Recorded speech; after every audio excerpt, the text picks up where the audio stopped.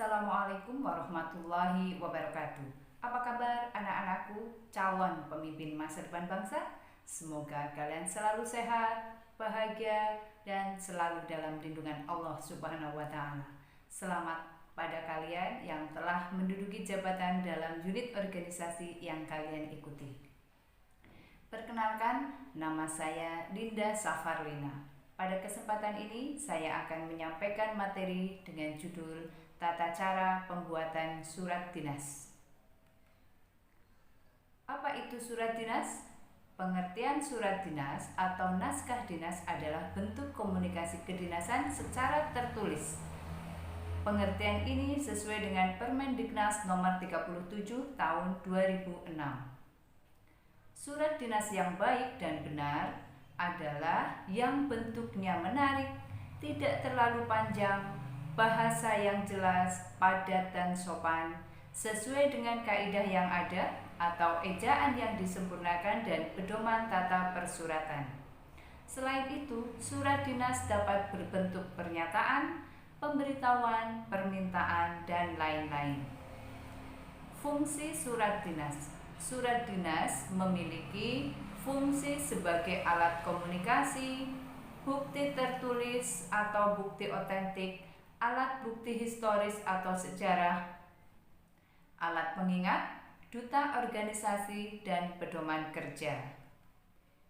Bagian dari surat dinas. Surat dinas memuat 1. Kepala surat, 2. Tanggal surat, 3. Nomor surat, 4. Lampiran surat, 5. Hal surat, 6.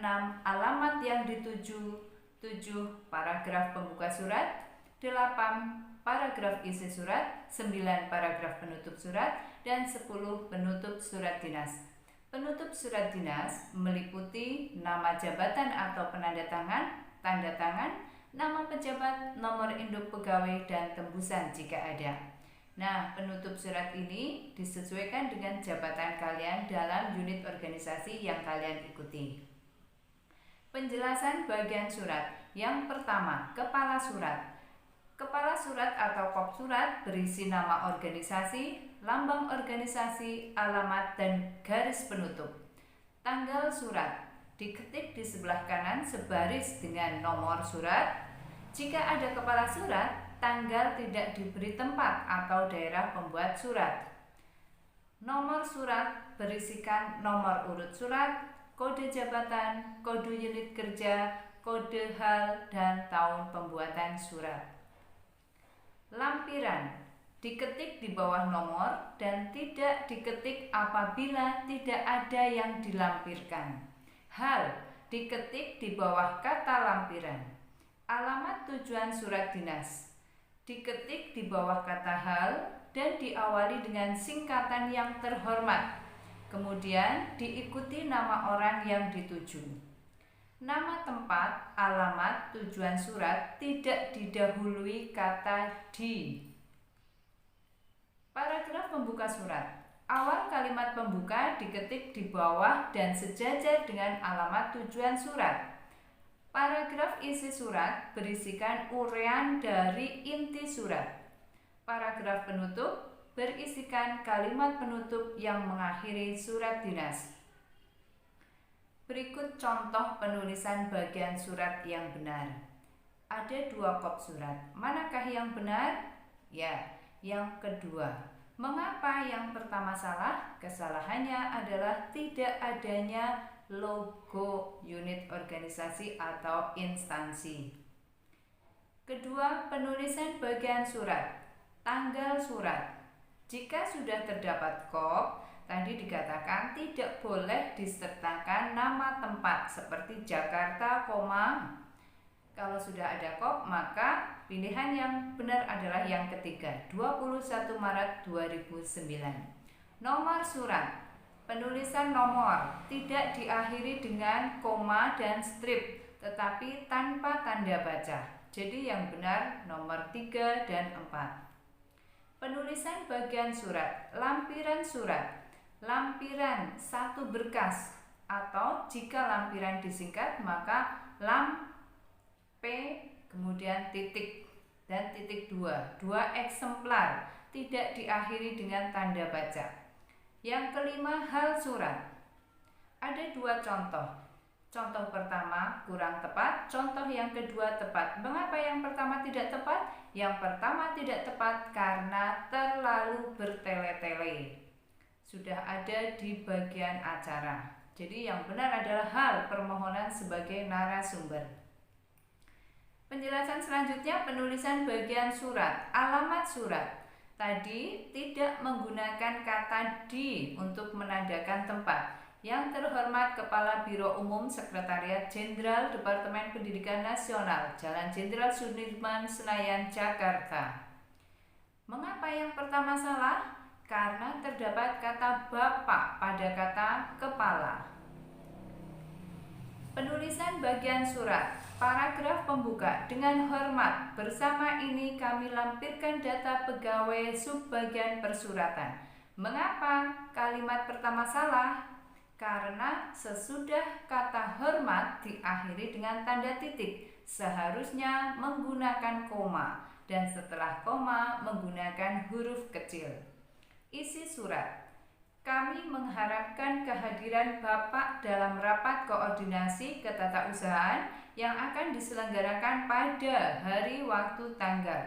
Perhatikan, isi surat tidak diawali dengan kata bersama surat ini, tapi langsung pada inti materi. Kami mengharapkan kehadiran Bapak.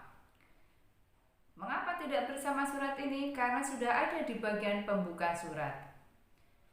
Paragraf penutup surat. Atas perhatian Bapak, kami mengucapkan terima kasih. Ini di sini yang pertama salah karena atas perhatiannya kami ucapkan terima kasih. Penggunaan kata gantinya kurang tepat karena ini sapaan langsung. Jadi atas perhatian Bapak, atas perhatian Ibu, atas perhatian saudara, kami mengucapkan terima kasih. Penggunaan kata kami karena surat dinas ini bukan hanya untuk mewakili pribadi saja, tetapi semua anggota. Jadi menggunakan kata kami. Kemudian penulisan bagian surat penutup surat dinas. Salam penutup, Kepala Biro Umum, tanda tangan, nama, pejabat, dan NIP. Andaikan kalian ketua unit organisasi, maka jabatan ketua, tanda tangan, nama, dan NIS atau nomor induk siswa. Kalimat surat dinas. Kalimat-kalimat yang dipakai dalam surat dinas harus yang sesuai dengan kaidah bahasa, singkat dan jelas, mudah dibaca, memiliki subjek dan predikat. Contoh paragraf pembuka surat. Surat undangan. Kami mengharapkan kehadiran Bapak dalam pertemuan panitia rapat pelaksanaan pelatihan tata persuratan dan tata kearsipan yang akan dilaksanakan pada hari tanggal pukul tempat acara. Perhatikan, pada pemberian hari tempat hari tanggal pukul tempat acara itu diawali dengan huruf kecil, bukan huruf kapital. Kemudian contoh paragraf penutup surat. Surat pemberitahuan, atas perhatian Bapak kami mengucapkan terima kasih. Surat permintaan, atas perhatian dan bantuan saudara kami mengucapkan terima kasih. Surat undangan, atas kehadiran saudara kami mengucapkan terima kasih. Berikut Ibu sajikan contoh surat resmi.